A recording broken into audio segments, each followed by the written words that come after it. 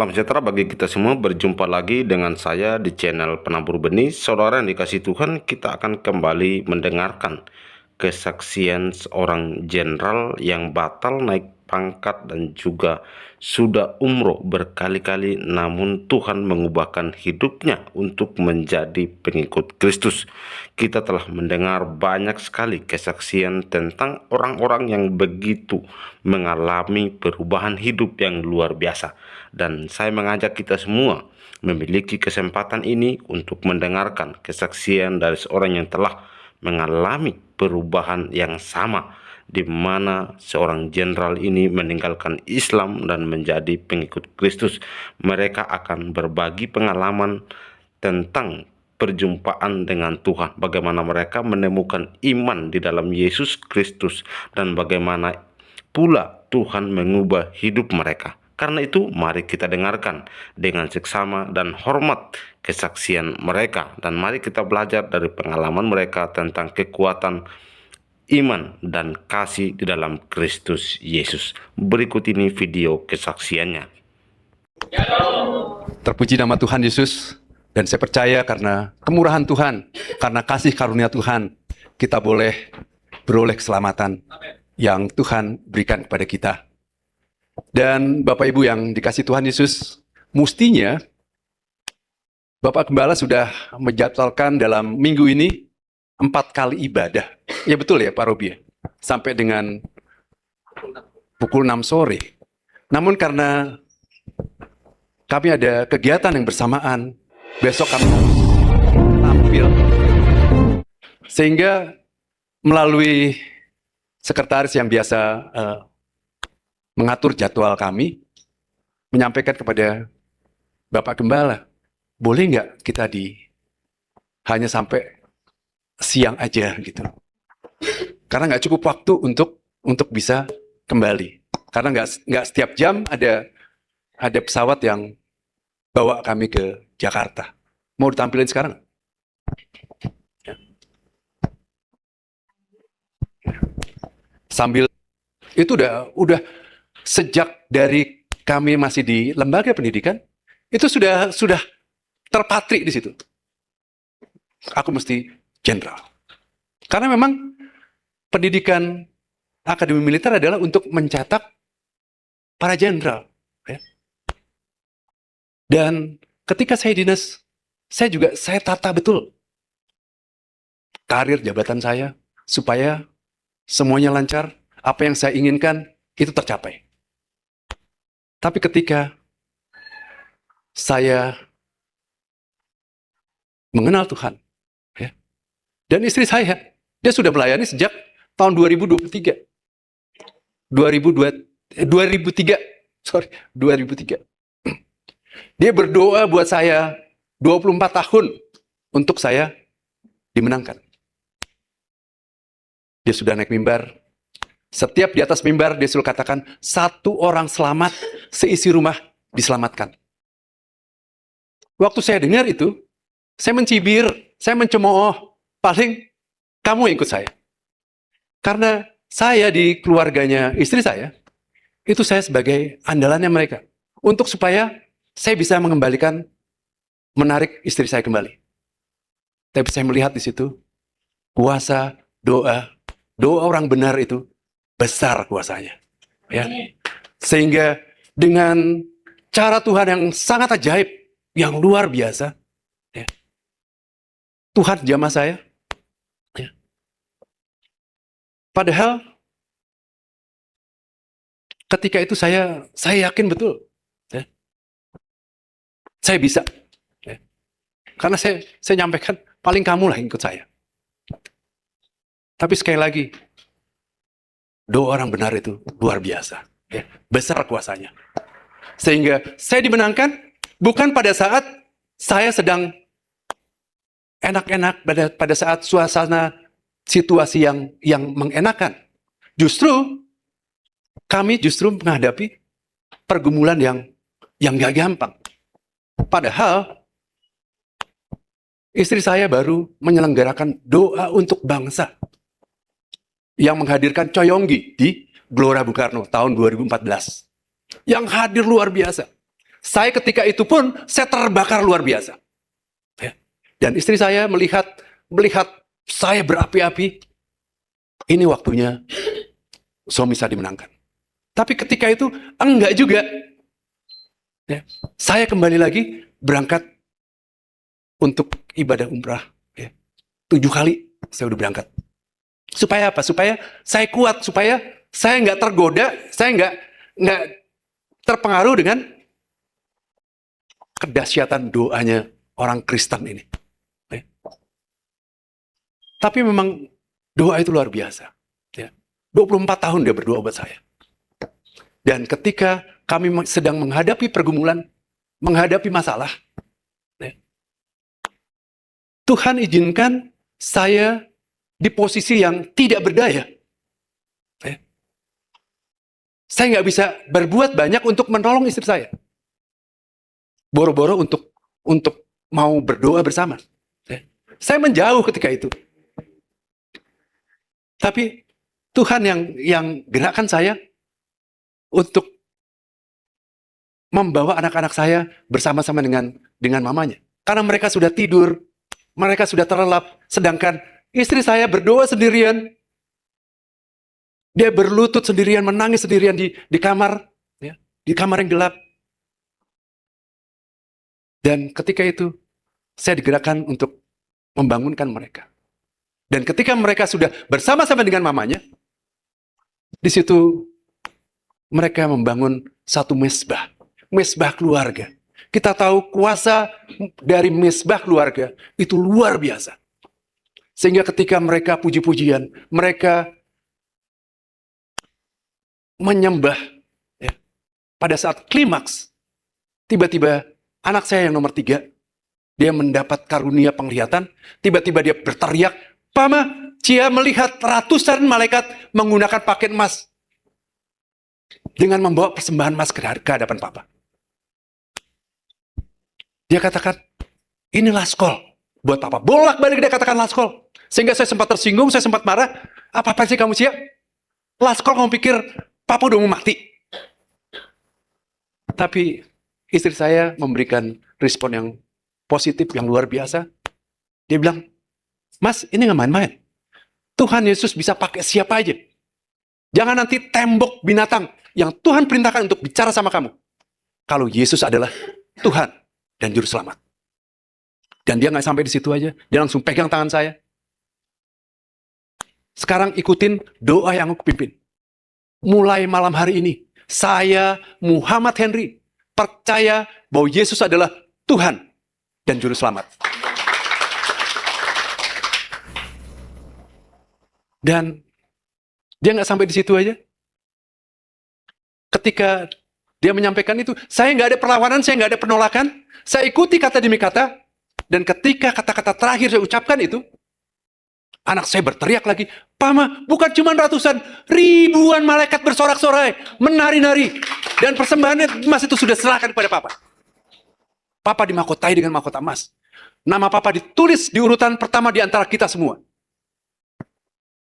Dia langsung inisiatif, pegang tangan saya lagi. "Mas, sekarang kamu adalah imam. Doain kita, berkatin kita." Di situ saya nolak. "Apa-apaan sih? Aku kan nggak biasa dengan doa yang kayak kamu." "Nggak masalah, tumpangin tangan aja di kepala kita." Dan ketika saya lakukan itu, saya tumpangkan tangan di atas kepalanya mereka. Di situ saya merasakan sukacita yang luar biasa. Saya merasakan damai yang luar biasa. Ya, sampai 2:30 pagi saya baru tersentak. Aku kan masih dinas. Bagaimana mungkin aku bisa menyampaikan ke kedinasan? Ini masalah besar. Anak saya melihat kekhawatiran saya. Dia bilang, "Papa nggak usah takut, Papa nggak usah khawatir. Keberangkatan Papa ke Pakistan yang menjadikan Papa menjadi jenderal." Saya bilang, "Amin." Dan betul, saya berangkat ke Pakistan. Dan selama saya di Pakistan, saya mengalami pertumbuhan iman yang semakin bertumbuh. Sehingga ketika saya kembali ke Indonesia, saya datang sama istri saya. "Sayang, aku nggak pengen menjadi Kristen yang biasa-biasa. Aku pengen segera dibaptis." Dia langsung merespon. Dia undang semua teman-teman keluarga yang Kristen. Ya. dengan acara prosesi pembaptisan yang luar biasa. Ya. Saya dibaptis, mereka yang hadir foto-foto mereka rekam dengan kamera yang ada di handphonenya mereka masing-masing. Dan itu kejadian tanggal 4 Februari 2015. Tanggal 5 Februari, saya dapat skep jabatan promosi bintang 1. Teman-teman saya sudah WA semua, selamat. Kamu dapat jenderal segala macam. Ya. Karena itu memang jabatan jenderal. Tapi yang namanya sosial media, kita nggak bisa bendung, menyebar. Ya. Udah kayak minyak siram bensin, langsung sampai ke pusatnya. Sehingga dipertanyakan, bagaimana mungkin Muhammad menjadi Kristen? Bagaimana mungkin Muhammad menjadi pengikut Kristus? Proses BAP. Ya. Nggak sampai. Tunggu lama, saya sudah dapat surat teguran untuk melaksanakan BAP. Saya di BAP sepanjang 1,5 tahun. Padahal saya sudah duduk di jabatan itu, saya sudah melakukan sesuai job description sebagai Kodiklat di Bandung. 1,5 tahun. Dan ketika itu, putusannya juga ngambang, saya di non-job kan, nggak ada meja, nggak ada kertas tugas. Sampai dengan pensiun, saya tetap kolonel. Nggak pernah pecah bintang itu. Tapi yang saya mau katakan, ya, Tuhan nggak pernah meninggalkan kita. Ya. Orang benar 7 kali jatuh, ya, dalam Amsal 24 ayat 16. Sebab orang benar jatuh, ya, 7 kali, tapi dia akan bangun kembali. Ya. Dan saya melihat pertolongan Tuhan, penyertaan Tuhan nggak pernah berhenti. Bahkan di dalam Nehemia 9 ayat yang ke-19. Tolong ditampilkan. Bagaimana penyertaan Tuhan. Ya. Bangsa Israel keluar dari Mesir. 40 tahun mereka berputar-putar di padang gurun. Tuhan menyertai dia. Tuhan memelihara mereka. Ya. Bahkan kakinya pun tidak bengkak. Tuhan setia memberikan makan, memberikan minum. Ya. Artinya bahwa pemeliharaan Tuhan. Karena Tuhan punya rencana yang besar bagi bangsa Israel. Artinya Tuhan punya rencana besar buat saya ketika saya dimenangkan. Ketika saya tidak ada jabatan, ketika saya bukan siapa-siapa. Tuhan hibur. Tuhan bawa saya ke pelayanan-pelayanan melalui istri saya. Saya dibawa ke tempat pelayanan.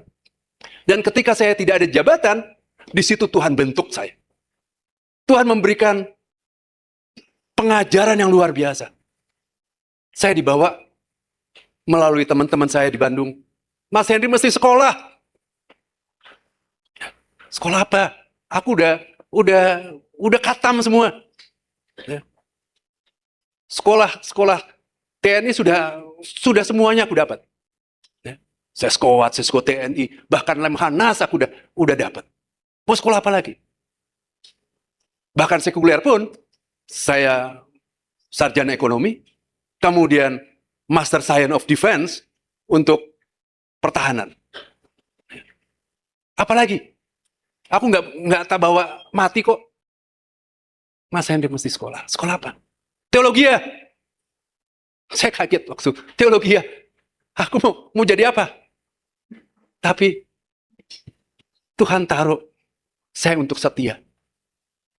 Tuhan taruh saya untuk setia untuk ikut sekolah itu. Dan saya bertekun di situ. 1,5 tahun selama saya nggak ada meja, nggak ada surat tugas. Ya. Saya bertekun untuk sekolah teologi. Dan Bapak Ibu tahu, ketika saya di wisuda, ya, saya mendapat predikat yang sangat luar biasa. Ya, summa cum laude. Tepuk tangan buat Tuhan Yesus. Dan saya semakin sadar bahwa Tuhan mau bawa saya kemana. Tuhan sudah persiapkan segala sesuatunya. Karena Tuhan adalah Jehovah Jireh. Tuhan yang menyediakan segala kebutuhan-kebutuhan kita. Apapun. Karena dia adalah gembala yang baik. Tidak akan pernah kekurangan apapun. Dia yang membaringkan kita ke padang rumput yang hijau. Karena dia adalah Jehovah Jireh. Yang menyediakan segala kebutuhan kita. Dia yang akan membimbing kita ke air yang tenang. Dia yang akan menyegarkan jiwa kita. Karena dia adalah Jehovah Rafa, Jehovah Shalom. Yang memberikan damai sejahtera kepada kita. Dan dia yang akan menuntun kita ke jalan yang benar. Dia adalah Jehovah Sidkenu. Tuhan yang akan menuntun kita kemana arah yang Tuhan tentukan bagi setiap kita. Sekalipun kita berjalan dalam lembah kekelaman, kita gak akan perlu takut.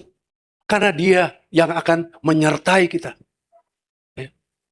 Dia adalah Tuhan Jehovah sama. Yang menyertai kita. Immanuel.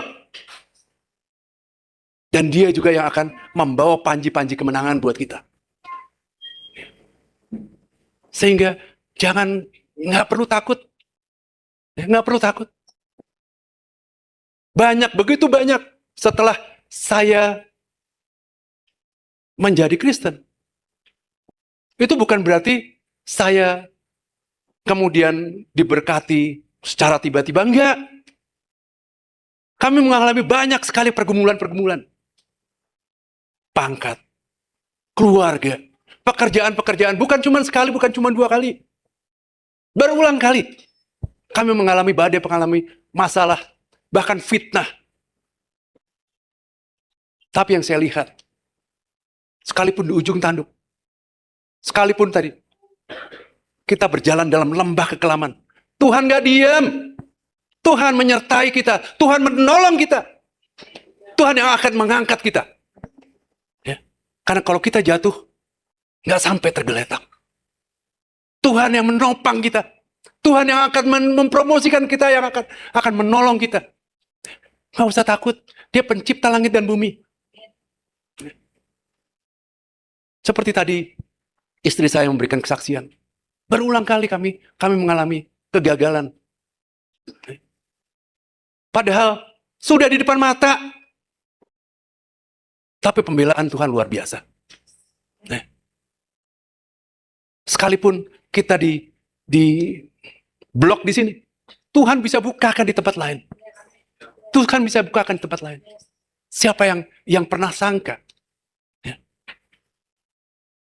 yang dianggap tidak layak tadi, ya,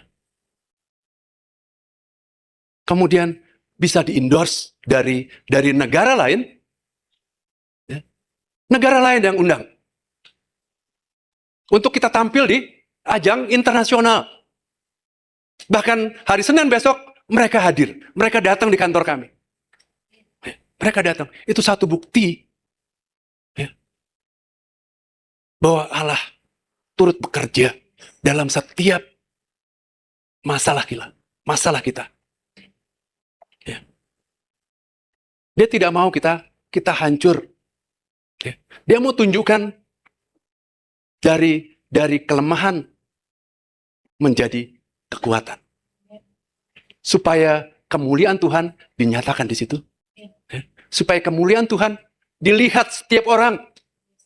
Bahwa bukan karena kehebatan kita, bukan karena kepintaran kita, tapi memang cara Tuhan, tangan Tuhan yang melakukan semua itu untuk mendatangkan kebaikan. Untuk mendatangkan semua orang melihat, mengetahui bahwa hanya tangan Tuhan yang melakukan semua itu. Bukan manusia, bukan cara manusia. Siapa kita yang sanggup mempromosikan kita, yang sanggup untuk mengembalikan nama kita? Dia Tuhan yang berdaulat. Ya. Sehingga saya ingin membagikan Bagaimana kita bisa kuat di dalam menghadapi masalah. Bagaimana kita bisa melihat mukjizat di dalam setiap pergumulan kita. Mukjizat di padang gurun. Mana mungkin padang gurun bisa terjadi mukjizat kalau bukan Tuhan yang melakukan. Ya. Bangsa Israel ketika dia baru keluar dari bangsa Mesir, dia nggak bisa melakukan apa-apa. Ya. Bahkan ketika dia mendapatkan atau janji Tuhan untuk kembali ke tanah perjanjian. Kalau kita lihat di peta, itu hanya ditempuh dengan jarak yang sangat pendek. Tapi Tuhan izinkan harus berputar-putar sepanjang 40 tahun. 40 tahun. Bahkan ketika baru keluar, dia sudah mendapat serangan dari suku Amalek. Bangsa Amalek. Yang jago perang. Ya. Dan bangsa Amalek ini, dia menyerang di bagian titik-titik lemah bangsa Israel. Ya. Di bagian belakang. Kemudian ibu-ibu di sana, anak-anak kecil, perempuan, yang memang kalau diserang, dia nggak bisa berbuat apa-apa. Tapi kita bisa melihat bagaimana Tuhan membela bangsa Israel. Bagaimana Musa bisa perintahkan Joshua untuk melawan prajurit yang sangat kuat. Padahal mereka belum punya pengalaman untuk berperang. Mereka bersatu. Masing-masing tugas, masing-masing orang mempunyai tugas dan tanggung jawabnya masing-masing. Joshua berperang di dalam mengendalikan pasukan. Sedangkan Musa melakukan dengan mengangkat tangan untuk berdoa. Yang ditopang oleh Harun dan Hur untuk menopang dia. Sehingga ketika kita berdoa, harus ada yang menopang. Kita harus unity. Kita harus ada kesatuan. Ya. Suami istri, anak, saling mendukung, berdoa. Ya. Dan ketika kita berdoa, ada kekuatan. Tuhan hadir di situ. Ketika Tuhan hadir, ya, siapapun lawan kita. Ya. Ketika Musa mengangkat tangan, maka kuatlah bangsa Israel. Tapi ketika tangan Musa turun, maka kuatlah bangsa Amalek. Ya. Sehingga kita perlu penopang doa. Ketika istri saya berdoa untuk kemenangan saya, ya, ditopang dengan anak-anaknya, kuasanya luar biasa. Dan saya percaya, ketika kita mengimani, kita berdoa pada Tuhan, ya, kuasa doa luar biasa. Kuasa doa yang sanggup untuk menghancurkan setiap masalah-masalah kita. Ya. Untuk itu, yang pertama adalah perkenanan atau penyertaan Tuhan. Ya. Kita harus minta penyertaan Tuhan. Ketika kita memiliki Tuhan, kita berjalan bersama Tuhan, Tuhan menyertai kita. Ya. Sekalipun kita berjalan dalam lembah kekelaman, Tuhan menyertai kita. Kita nggak usah takut, karena Tuhan yang menyertai kita. Dan ketika Tuhan menyertai kita, Tuhan yang membawa panji-panji kemenangan buat kita. Karena dia adalah Jehovah Nisi. Ya. Tuhan yang membawa panji-panji kemenangan. Bersama Tuhan, pasti ada kemenangan. Sehingga nggak usah takut apapun masalah kita. Saya bersyukur sekali. Bukan pada saat saya sedang tidak berdaya, tapi justru sedang produktif saya di sana.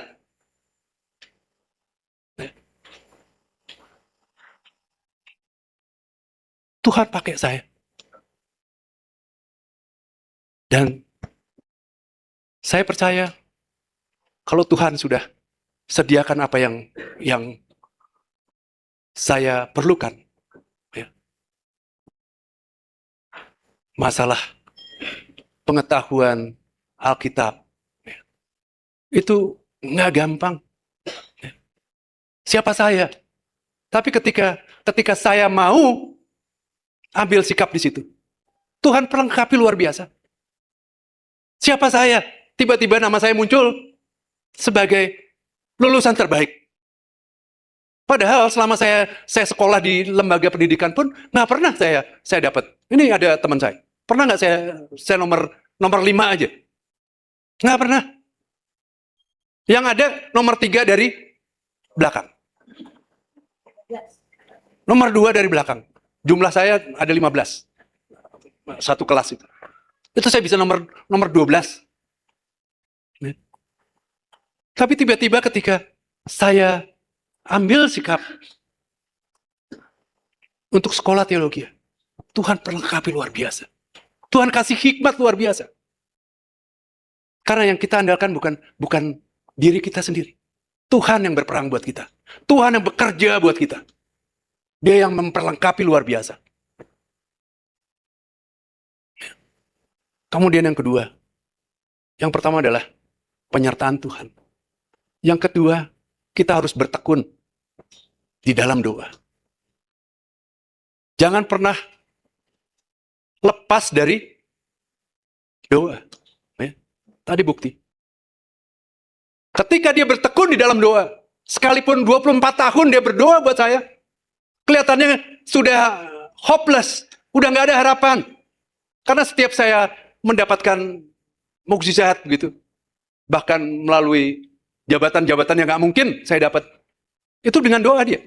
Saya ketika itu pengen komandan Kodim Jakarta Barat.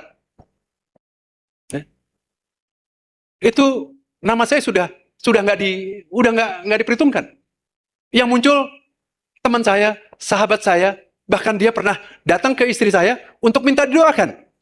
Doanya sama lagi, permintaannya sama. Aku pengen Kodim dong Jakarta Barat. Kok sama aku permintaanku? Tapi kuasa doa itu luar biasa. Dia dapat di situ. Saya sempat kecewa. Aku doakan aja di tempat lain lah. Sama-sama basah di Bekasi. Itu bagus. Enggak, emangnya udah skep, udah dilantik. Udah skep. Tapi belum dilantik. Kita doa, kita minta. Nggak ada yang mustahil buat Tuhan Yesus. Dan ketika mau dilantik, teman kita itu nggak bisa dilantik.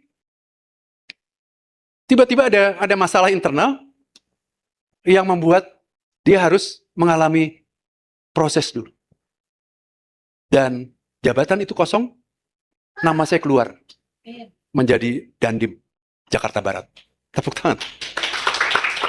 Bukan cuma sekali, bukan cuma 2 kali, berulang kali. Setiap jabatan-jabatan yang saya inginkan, itu selalu mengalami proses seperti itu. Dan itu menunjukkan bahwa bukan karena kehebatan saya, bukan karena kepintaran saya, tapi memang betul-betul kita harus mengandalkan doa, mengandalkan Tuhan. Ya, kamu bukan siapa-siapa. Akulah yang berdaulat atas setiap apa yang kamu inginkan.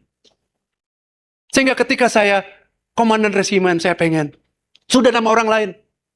Ketika kita berdoa, orang yang sudah akan dipromosikan di situ, itu bisa dipromosikan ke tempat lain, dan jabatan itu kosong, nama saya keluar menjadi komandan resimen. Saya bukan pinter, saya bukan siapa-siapa. Ya, ini saksi teman saya. Ya. Semua lifting kami pengen jabatan itu, karena jabatan itu jabatan strategis.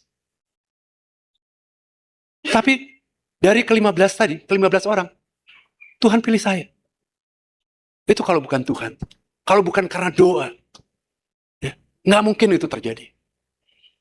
Bahkan ketika saya Lemhanas, itu adalah untuk persyaratan menjadi jenderal. Ya. Orang sudah nama orang lain, sudah tinggal berangkat.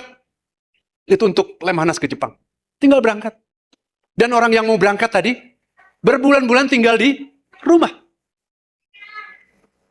Dia sudah kita antar, ya, segala macam. Ya, kita juga ikut berbangga, gitu. Sama lagi. Ketika sudah mau berangkat, sudah mempersiapkan semuanya, keluarganya sudah disiapkan, itu nggak bisa berangkat.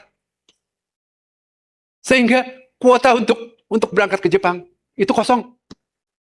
Dan ketika kosong, nama Yesus keluar untuk menggantikan sekolah Lemhanas di Jepang selama setahun. Tepuk tangan buat Tuhan Yesus. Kalau bukan Tuhan, nggak mungkin itu terjadi. Kalau bukan dengan doa. Sehingga kita harus bertekun di dalam doa. Jangan pernah give up. Sekalipun di depan mata kita nggak mungkin.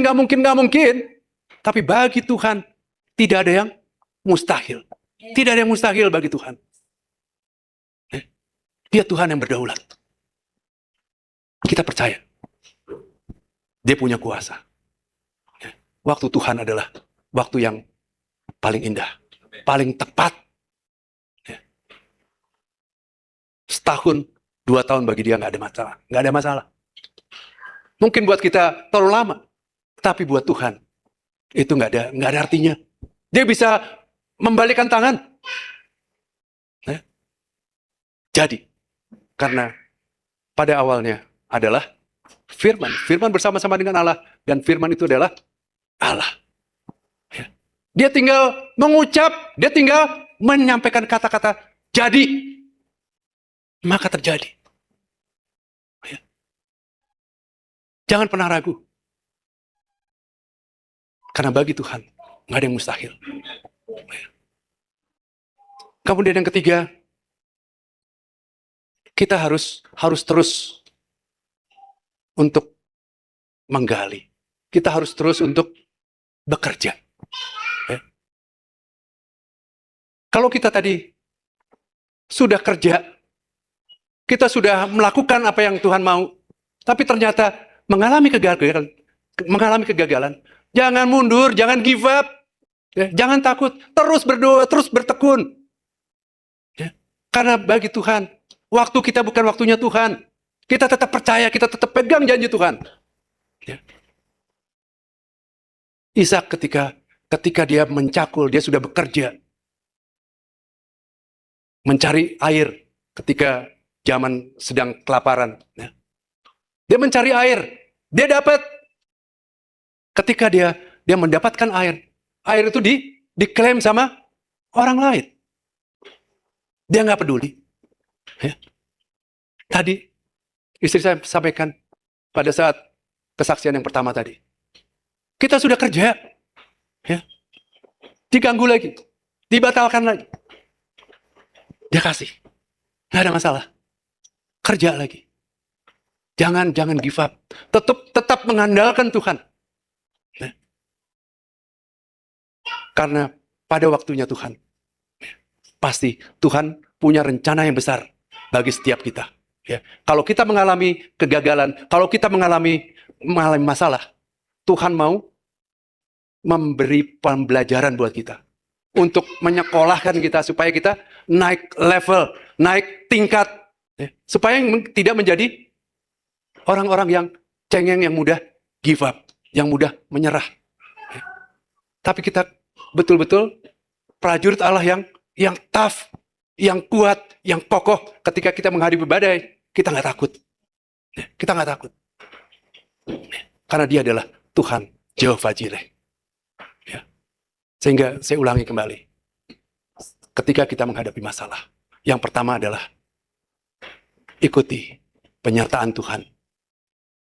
Dan yang kedua, kita harus bertekun. Terus bertekun di dalam doa. Dan yang ketiga, kita terus bekerja. Terus menggali. Terus melakukan apa yang Tuhan sudah berikan pada kita. Jangan pernah give up. Tuhan Yesus memberkati. Puji nama Tuhan, saudara yang dikasih Tuhan, demikian kesaksian yang luar biasa yang kita sudah dengarkan secara bersama-sama, di mana ia menyampaikan apa yang ia alami bersama dengan Tuhan sehingga ia menjadi pengikut Kristus. Itulah cara Tuhan, apapun jabatan dan apapun yang kita miliki di dunia ini, tetapi tidak ada artinya di hadapan Tuhan. Tetapi Tuhan memilih dan memanggil seseorang untuk menjadi pengikutnya, sehingga Bapak ini meninggalkan kehidupan yang lama dan menjadi pengikut Kristus, dan bahkan ia begitu semangat bersaksi kepada banyak orang bahwa Yesus Kristus adalah Allah yang hidup, Allah yang luar biasa, selalu menyatakan dirinya bagi orang yang ingin mengenal Dia. Ulangan 16 ayat 18-20 mengatakan demikian. Pengadilan yang adil, hakim-hakim dan petugas-petugas haruslah kau angkat di segala tempat yang diberikan Tuhan Allahmu kepadamu, menurut suku-sukumu. Mereka harus menghakimi bangsa itu dengan pengadilan yang adil. Janganlah memutarbalikkan keadilan, janganlah memandang bulu, dan janganlah menerima suap. Sebab suap membuat buta mata orang-orang bijaksana dan memutarbalikkan perkataan orang-orang yang benar. Semata-mata keadilan itulah yang harus kau kejar, supaya engkau hidup dan memiliki negeri yang diberikan kepadamu oleh Tuhan Allahmu. Demikian firman Tuhan, saudara yang dikasihi Tuhan, di mana Ulangan 16 ayat 18-20 mengajarkan kepada kita semua supaya kita tidak kompromi dengan dosa. Artinya dengan begitu jelas dalam firman Tuhan ini bahwa kita sebagai pengikut Tuhan menolak yang namanya suap atau tanpa suap.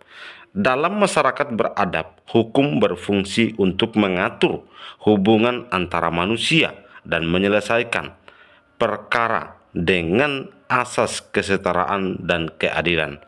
Namun seringkali hukum gagal memainkan perannya karena adanya praktik yang melanggar hukum, seperti suap menyuap. Dalam perikop kali ini, kita melihat bagaimana Tuhan yang secara spesifik diarahkan kepada para hakim.